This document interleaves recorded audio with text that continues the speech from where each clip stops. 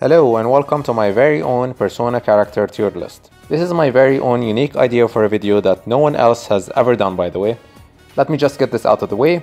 I won't be ranking every single character on here. I'll only be focusing on the main party members of Personas 3, 4 and 5. Why not 1 and 2? Well, I have played Persona 2 Innocent Sin a while back, but the characters didn't really leave much of an impression on me, and I kinda forgot everything about them. And Persona 1 I just never took an interest in. I'll also be avoiding the spin-off games, the social links, and the protags I feel deserve their own category because their personality is mostly up to the player to make up. This list is only in regards to their personalities, design, and impact on the story, so how useful they are in battle I won't be taking into consideration. Oh, and heavy spoilers by the way. Okay, starting with Persona 3. I'm gonna go in random order here. Let's go with Akihiko. Akihiko is a fan favorite for sure, and for good reason I think. He's kind of the big brother of the Persona 3 cast and does his best to look out for everyone. He's also a reckless badass who was willing to go into Tartarus alone to save Fuuka, and the entire plot surrounding him, Shinji and Ken was one of the most well-written plots in Persona, with some of the most powerful scenes in the series' history. And he really jump-started the crucial events of the game. One thing I really like about Persona 3 is that it doesn't spoon-feed you the plot points but gives you context clues instead. This is especially true when Aki and Shinji are involved. So yeah, Akihiko is a very well-written character and belongs in the A tier for sure. The side games kinda took away his Akihiko-ness, but let's not talk about that. Okay, since we already talked about him, let's just... there we go. Okay, let me just explain how I know when a character is top tier. Whenever there's a cutscene, and I genuinely care about what a character has to say, then yup, that's a top tier character. Shinji is more than just your average tough guy with a soft side archetype. If Aki is the big brother of the group, Shinji is their dad. And their mom. Very fitting for the Hierophant Arcana. His introduction was just... wow. He shows up for a brief moment earlier and arouses interest. You see in his introduction that he's very smart and looks out for people despite his attitude. And you know he's hiding a big secret. Not literally, just from the player I mean. Which is that he accidentally killed Ken's mother 2 years ago. And he's been living in depression for the last 2 years because of it. Shinji's big moment is his demise unfortunately, as he sacrifices himself to save Ken. As fucked up as it is to say this, Shinji was the perfect character to kill off. He's the last to join the group and doesn't get as much screen time as the others, but since he's so likable, I still felt the impact of his death. So yeah, Shinji, you're S tier. Rest in peace, my man. Okay, Ken, you're up next. Okay, now a lot of people seem to hate this character because of his blind rage towards Shinji, but I mean, come on, he's just a kid. What, did the fact that he likes coffee convince you guys that he was actually a grown man? Even so, I'd still put Ken around C tier. The reason is that I think he was only there as an extension so that Shinji and Aki can grow as characters. And while he fulfilled his role in that regard, I don't think it's justified to have him be part of the main group, as after that plot point is over, he doesn't really serve much of a purpose. Okay, let's do Fuuka. Now, Fuuka I believe had the potential to be B or even A tier, but the problem is that the game kind of glossed over some of her backstory. She implies her life back home wasn't comfortable for her and that she prefers to live in the dorms, but like, can we get some more info about that? She does this multiple times too, where she just mentions something randomly and the game just never delves into it. Her main arc is with her so-called friend Natsuki, who locked her in a storage room for an entire day by the way. The game tells us that these two are very good friends, but we never really see any moments between them that reinforces this. And then she just fucks off to who knows where in October and the game just expects us to care. It's like... Ugh. Sorry Fuuka, you're C tier. Still better than Ken though. Okay, we've got Miss Brandon Karen over here. I don't know how she became such a meme. Just use tactics, bro. It's right there. Okay, now a while back I would have put Mitsuru in the A tier, but over time I started to think she's a little bit boring. Like, I think she's great and a badass in combat, but lately whenever she starts talking, I'm like... I still think she's a solid B tier. I also like the fact that she kicks shadows in the face with her heels, so I'll even give her a B+, how about that? I like the conflict she has going on with Yukari, and how she's so closed off for most of the game, and it was only after the death of her father that she started to open up and rely more on people. I also don't know why the fuck they made me the leader when Mitsuru's still around. That was stupid, but I mean, sure, I guess I'll take it. And while we're on the B tier, let's just put Aigis right next to Mitsuru. Also guys, can you please throw down your pitchforks? It really isn't nice when you point that at people. Okay, hear me out. I like Aigis a lot. I think her introduction was very fun and memorable, and I absolutely love her design. I'm definitely getting that one figure of her someday. Aigis' lack of self-awareness leads to some hilarious moments throughout the series. I just love how oblivious she is to people's insecurities and Yukari's jealousy. But here's the caveat. She's only relevant during the endgame. The rest of the game she's just kinda there for comic relief. Then suddenly she's like the most important character. Like what? You missed several steps. This made it so that I didn't really care much for Aigis when she leaves the group for a bit, and when she communicates her feelings to the rest of the group. It just felt a bit fake, I would say. And I'm not just saying this just cause she's a robot. I'm also not a big fan of how clingy Aigis can be to the MC. I know there's a plot reason for it, but it's just kinda... I wouldn't say creepy, but it is uncomfortable. Despite that, that final scene with Aigis definitely bumps her up a bit, so yeah, overall I would say B tier. Okay, next is Yukari, and I don't even have to think about this one.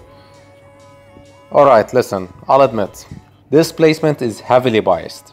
Realistically, if I had to judge Yukari as a character, I would say she's A tier at best. But Yukari is genuinely one of my favorite characters in fiction, and might just be my favorite female character of all time. Like with Shinji, whenever Yukari is in a cutscene, my focus is always on her. I always care about what she has to say, whether it's her feelings towards a particular topic, whether she's looking out for someone, or whether she absolutely roasts the shit out of either me or Junpei. Her responses are often very meme-worthy. On a more serious note, I love the fact that she really wants to make friends, but she's never really honest with her feelings, and she often says the wrong things. She sometimes lashes out at people, but immediately recognizes her mistakes. And not to mention, she's incredibly caring, even if she doesn't show it sometimes. Eventually, she does learn how to take a joke. I think someone like Yukari in real life would be someone you would want to keep close, and who's fun to be around, when she's in the right mood. But let's be honest, she's almost never in the right mood. That doesn't stop her from being in the S tier in my opinion. She's also arguably the only character that matters in the answer, let's be honest here. Without her, the answer would be boring as fuck. I'll say this right now, I doubt any characters are going to top Yukari on this list. Except maybe one character, but I'll get to them later. Okay, now jumping from serious to silly, let's do Koromaru. You could summarize Koro's character in a single word, and that's loyal. Actually, brave and cute also come to mind. I see a lot of people dismissing his character just because he's a dog and doesn't talk, and I can understand that, but in my opinion, you can make a good character through actions alone. And what did Koro do throughout Persona 3? Not a lot, honestly. The only thing that's worthy of note is when he somehow escaped both Aigis and Ikutsuki and saved our sorry asses. But other than that, nothing else comes to mind. To be fair, I think Atlus just wanted a cute mascot character and didn't put much thought into him. He's also the only character that doesn't get a second awakening, you know, other than Shinji cause he'd be dead as hell. This means that Koro was the only character that didn't have room for growth right off the bat. So yeah, he's just a dog. Bark bark. C tier. Next up, we got the man, the myth, the legend, Junpei Iori. And Junpei is going straight up to the S tier, right behind Yukari. Why S tier, you ask? Well, first off, he's funny. Second, there is no second. He's just funny. What do you want from me? No, but seriously, putting aside the fact that he's the class clown, I actually like that, unlike the other bro characters, Yosuke and Ryuji, Junpei isn't a bro right off the bat, but rather grows into a more dependable person throughout the game. Out of the members of C's, Junpei arguably had the most room to grow as a person, even more so than Ken. His constant jealousy of the MC gave the character interactions a sort of spice, I guess you could say. Whereas in Personas 4 and 5, where most of the characters were friends immediately among joining the party, Persona 3's cast were still weary of each other up until the final months of the game. Now, I speak maybe for myself when I say that conflict amongst the group, assuming it's well-founded, keeps things interesting. The one-sided conflict that Junpei had with the protagonist did just that. Like Mitsuru, Junpei had to lose a loved one before changing his ways, and only after seeing Chidori's notebook did Junpei put his jealousy behind him and started trusting the MC and doing his best to help the group. So yeah, I hereby declare that Junpei is indeed worthy of the title, The Man. You earned it, my man. Finally, out of the Persona 3 characters, we've got Metis. I kinda forgot she existed, I'm not even gonna lie. Oh, and by the way, I'm just gonna leave all the protagonists till the very end of this video. Okay, now, Metis. Metis was decent, I would say C tier. She definitely had the potential to be a very good character, but the answer only takes place in the dorm and in the time desert place that was conveniently right under the dorm. Yeah, the answer was weird, man. When I think of the answer, honestly I mainly think of Yukari and Aigis. Metis doesn't really leave much of an impression, which is a shame because I actually really liked her personality. It's just that the scenarios she's in aren't really all that interesting. She's also supposed to be like Aigis' shadow or some shit. I repeat, the answer is fucking weird, man. Okay, we're done with Persona 3. Wow, no Persona 3 characters in the D tier, and 3 of them in the S tier. Starting off strong. Okay, now let's move to Persona 4. And again, I'll be starting with a fan favorite, a character I think the Persona fandom can collectively agree that they are the best character in Persona 4. That's right, Teddie. Teddie is a character I didn't really care for the most part. For the first half of the game he's just kinda annoying, but after he becomes this hot blonde guy and started to interact more with the real world, he started to grow on me a lot. I think a little bit of it has to do with the fact that I despise his bear design so much. It just didn't look right in my opinion, and I'm not getting a plushie of him anytime soon. Human Teddie on the other hand I really liked, and I think some of the funniest moments in Persona 4 happen because he's around to interact with Yosuke and Kanji. I also didn't care much for Teddie's internal struggles of trying to figure out who he is, because in my opinion no matter what the answer is, shadow or not, it just didn't really seem to matter to me that much. Teddie's not a bad character, I would put him in the B tier personally. If he had a better story conclusion, and if the spin-off games didn't butcher his character, he might even have made it to the A tier. But for now, you're down here, buddy. Oh, look who it is, our first D tier character. I'm sorry, Yukiko's just so boring, oh my god. She has moments, don't get me wrong, the club scene being one of them, but most of the time she's just kinda annoying, kinda creepy when she's alone with Narukami. I think that one Persona 4 comic shows exactly how I feel about Yukiko. Who do you want to go with? No! You don't have a social link with Yukiko yet! Boys, boys, boys, boys, boys! Yukiko is also kinda just rude to the guys for no reason sometimes. You could argue that while Yukari is the same way towards Junpei, but here's the thing, Yukari and Junpei have known each other for a while now, and both of them exchange blows with each other occasionally, both of them knowing it's good fun at the end of the day. Yukiko on the other hand...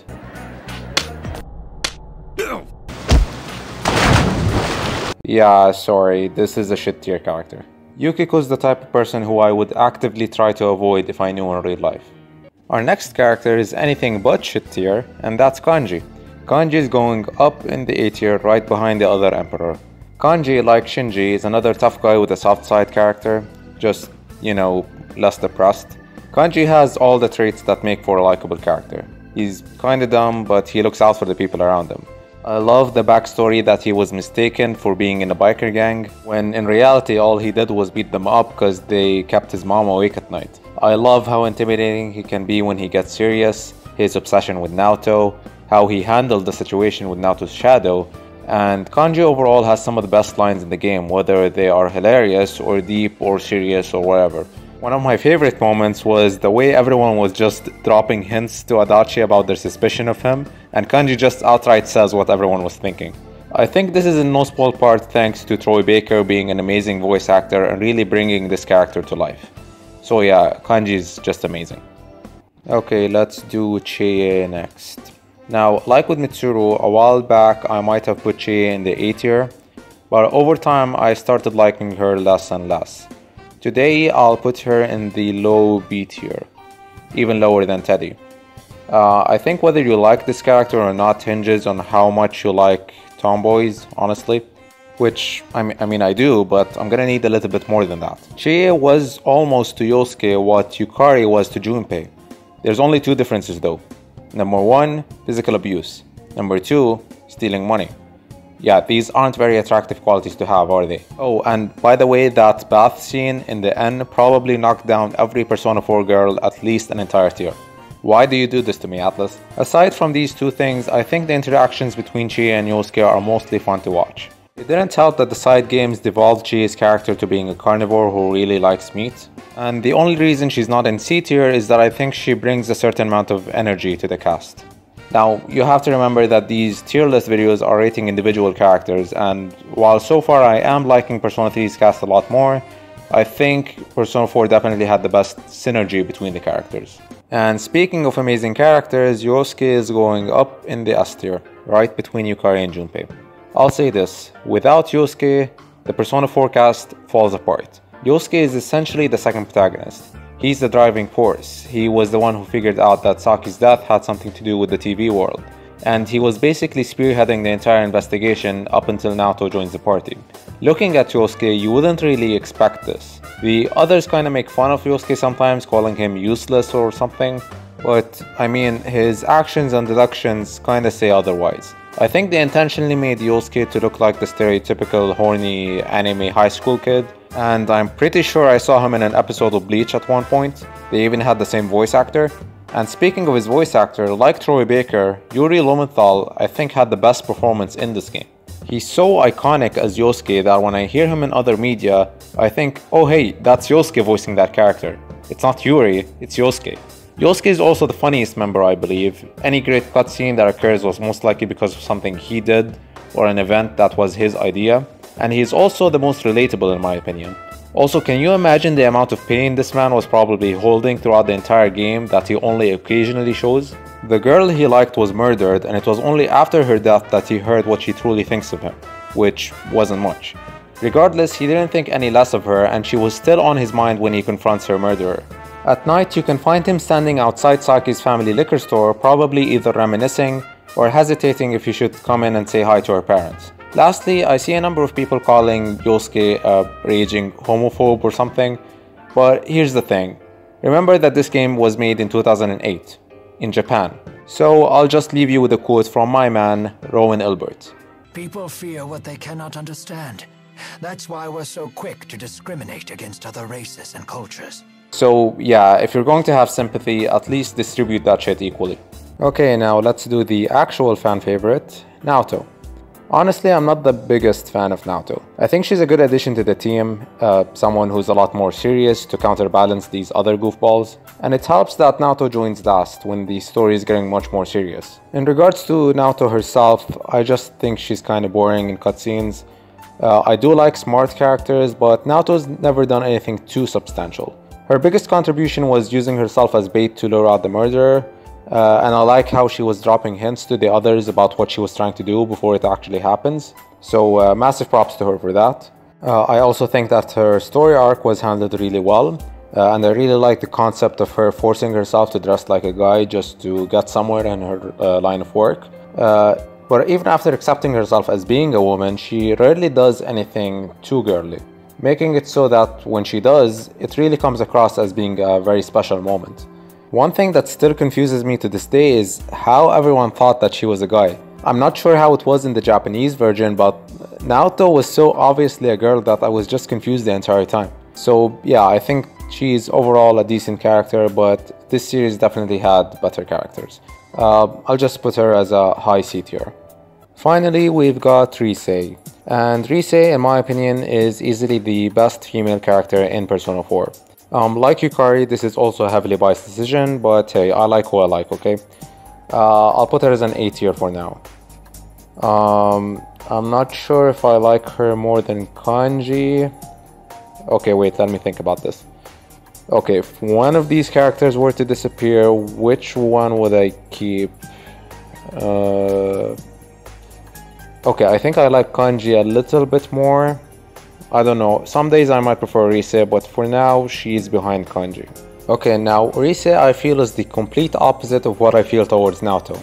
I didn't really enjoy Rise's story arc that much, probably because I don't really know a whole lot about the idol industry, but I do like Rise as a character. Yes, she's a bit clingy, but she's also the most down to earth I feel. As far as I can remember, she's never intentionally insulted someone, and she's never physically assaulted anyone either. Except for that one time. Yeah, Rise is just a kind person. I don't know what else to say. Oh, and she's also a masterclass actress. And I'm pretty sure her constant flirting is also an act. I will say that I do prefer Rise when she's calmer and more serious, like when we first interact with her. I feel like that was her true self that she was supposedly looking for. But it wasn't what the people around her wanted to see, so she had to keep on putting an act. So yeah, I don't really have a deep reason for why she's A tier, but I'll just keep her up there. Okay, we're done with Persona 4. Only one character in S tier and one got added to D tier. Finally, we're moving on to the last game, Persona 5. And we're starting with Ryuji. Poor Ryuji, who can't catch a break. But I'm giving you your break today because you're going up in the A tier. I'll place him behind Kanji. Actually, no. I think I like Ryuji a little bit more. Okay, I'm noticing that the A tier in my list can mostly be arranged in any order. Okay, Ryuji, the bro character of Persona 5. Now, like Yosuke, Ryuji was initially the driving force that really wanted to investigate these palaces. But unfortunately, unlike the Persona 3 characters and most of the Persona 4 characters, Persona 5 characters kind of become obsolete after their story arcs are over and done with. So that, I feel, knocks him down at least a tier. Regardless, Ryuji's whole situation with Kamoshida was just tragic and kept me invested all throughout the first arc. I really wanted to get revenge on Kamoshida, partly because of all he's done to Ryuji. Aside from that, Ryuji is not just a bro to Joker, but everyone really. He really does try his best to look out for everyone. The only reason he was harsh to Ann in the beginning was that he didn't want to place her in any danger. When Makoto got kidnapped, he rushed into oncoming traffic just to catch a ride and follow her. When Haru got harassed in Strikers, he's the first one to speak up. Like Kanji, I think Ryuji has all the qualities that make for a likable character. His dream was even to get a track scholarship just to make his mother's life a lot easier. What sucks is that Atlas made such a likable character only to treat him like a punching bag. There was nothing redeeming about that scene after Shido's palace, and I don't know what the writers were thinking with that one. The whole dispute with Morgana was also very poorly written. Everyone was just blaming Ryuji for what happened, even though Morgana is just being childish. Speaking of which, come here. D tier.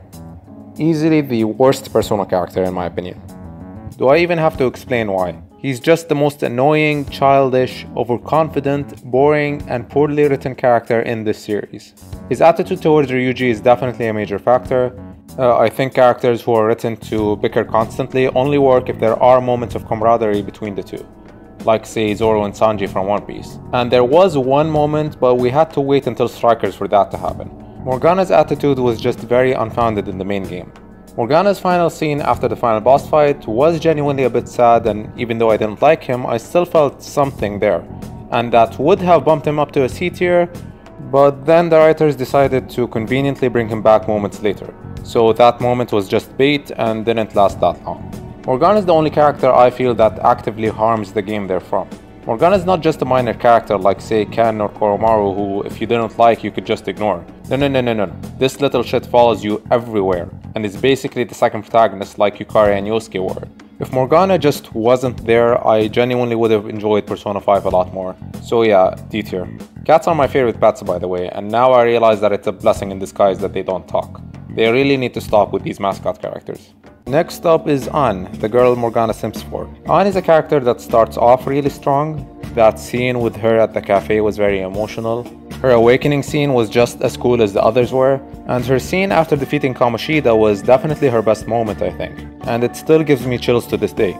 But then the game just kinda forgets she exists. She's just kinda there for the rest of the game, just hanging out, not really doing anything. I will say that I think Shiho would have been a much more interesting character to join the party. She was the one who suffered directly under Kamoshida, and she was the first person to show Joker any compassion since his transfer, making us like her instantly. I genuinely think that that moment with Shiho was better than any interaction we've ever had with Ann. Yeah, there's really not much to say when it comes to Ann. She's not a bad character. I'll put her right behind Naoto in the C tier. Next is Makoto. Now, unlike the other characters in this game, the game doesn't just forget about Makoto after her arc is over, and it didn't feel like she was written as a, oh, we need a character to join the party during this arc type of character. We could find her at school very early on, even before she becomes relevant to the plot. She's the sister of the prosecutor who's investigating the Phantom Thieves, so that alone makes her joining the team a very interesting situation. And she also has really good moments in Strikers with Akane and Zenkichi. That's all well and good, but where I think she falls a bit flat is her interactions with the team. Like Mitsuru, I think she's a little bit boring. Or not boring, just too normal, I guess. Unlike Mitsuru. I also kinda lean more towards characters who can take a joke.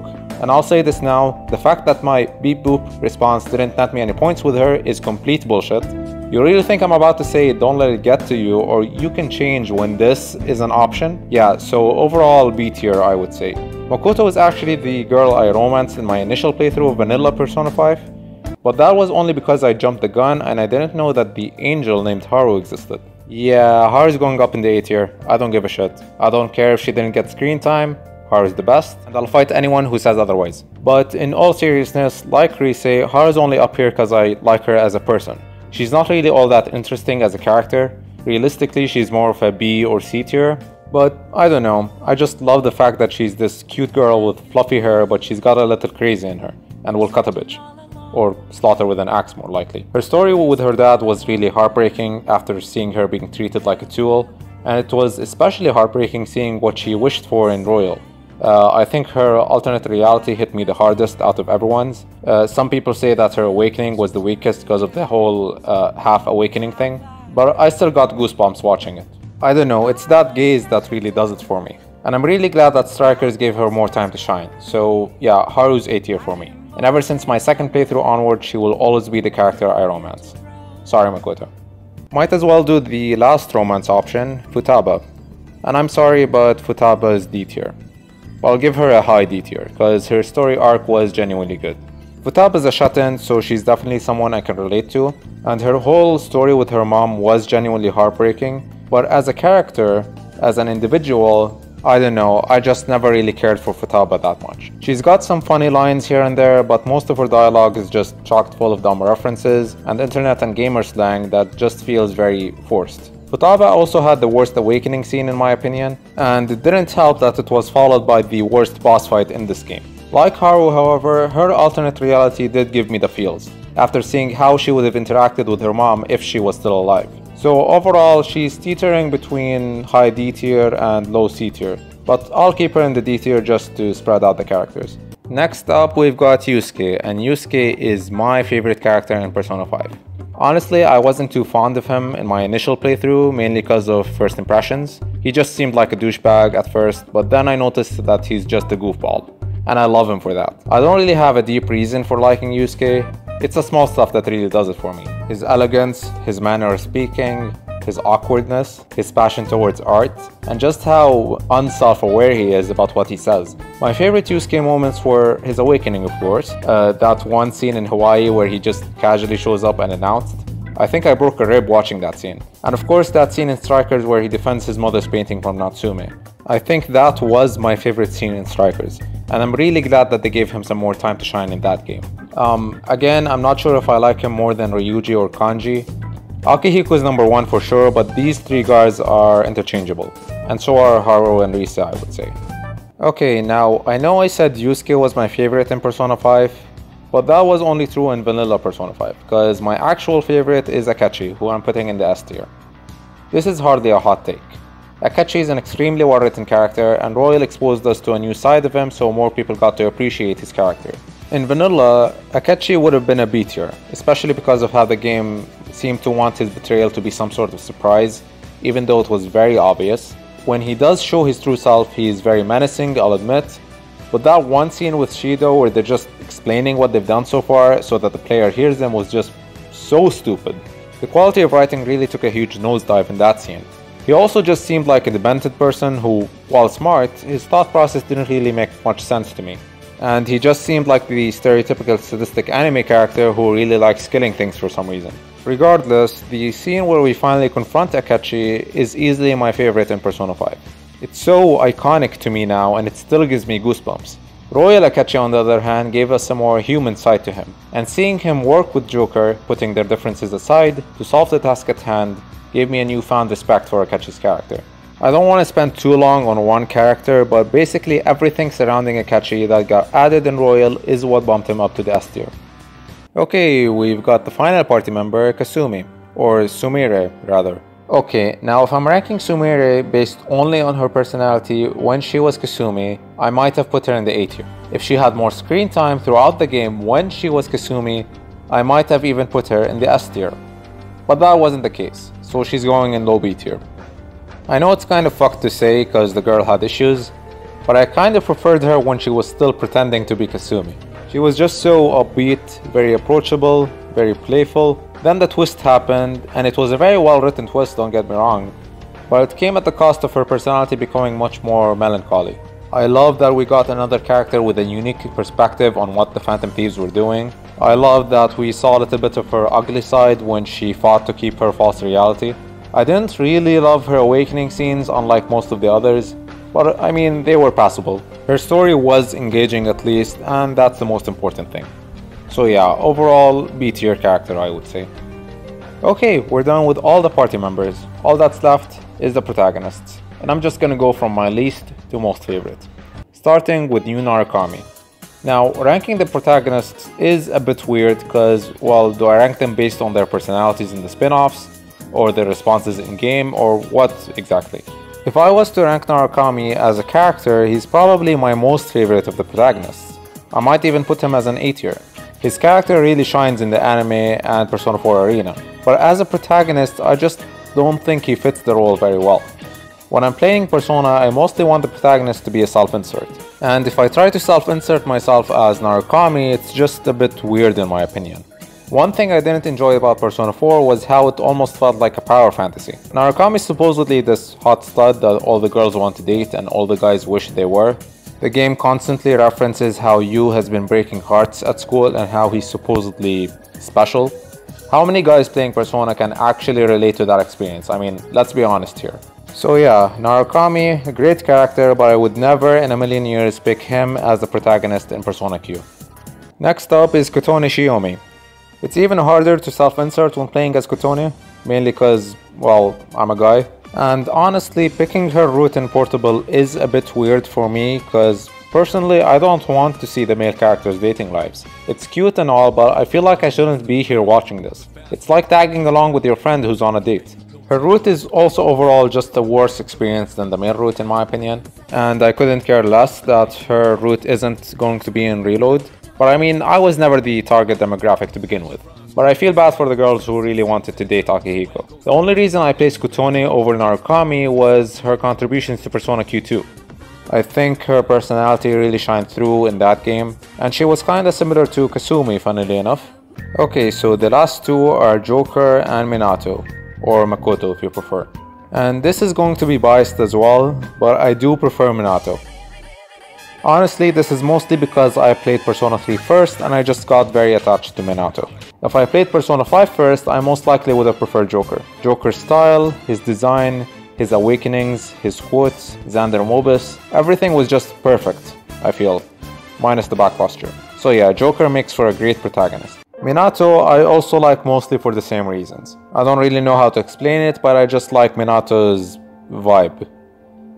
This is what I get for trying to rate silent protagonists. Yeah, I'm just one of the millions of people who have Minato's profile picture on Twitter, cause literally any guy can self-insert themselves as being Minato. But I do really want a game where Minato's fully voiced, like how Narukami was in Arena. There is Persona Q, but that's not a game I can replay twice just to get his voice lines, as much as I did enjoy it. And there we go, my list is now complete. That was really fun. I should do more of these tier list type videos. This is gonna be hell to edit though. If I had to describe the tiers, I would say D tier were characters who I either despise or I think weren't written very well.